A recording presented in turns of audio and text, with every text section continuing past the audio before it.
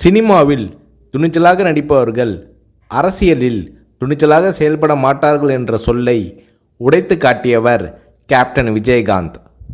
தமிழக அரசியலில் துணிச்சல் மிகுந்த அரசியல் கட்சி தலைவராக கேப்டன் விஜயகாந்த் அவர்கள் உருவெடுத்தார்.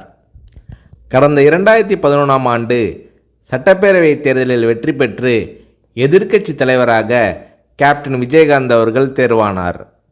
அப்போது தமிழ்நாட்டின் முதலமைச்சராக ஜெயலலிதா அவர்கள் இருந்தார். இந்த நிலையில் சட்டசபை கூட்டத்தொடரில் பால் மற்றும் மின்சார கட்டண உயர்வு குறித்து தேமுதிக சட்டமன்ற உறுப்பினர்கள் கேள்வி எழுப்பினார்கள். அப்போது அதிமுக தேமுதிக எம்எல்ஏக்கள் இடையே கடும் வாக்குவாதம் ஏற்பட்டது.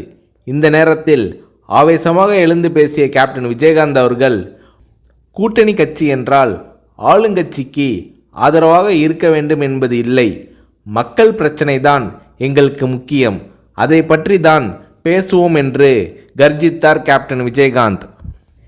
இந்த நேரத்தில் ஜெயலலிதா அவர்களும் கேப்டன் விஜயகாந்த் அவர்களும் மாறி மாறி கடும் விவாதத்தில் ஈடுபட்டனர். இது அன்றைய காலகட்டத்தில் பெரும் பரபரப்பாக பேசப்பட்டது.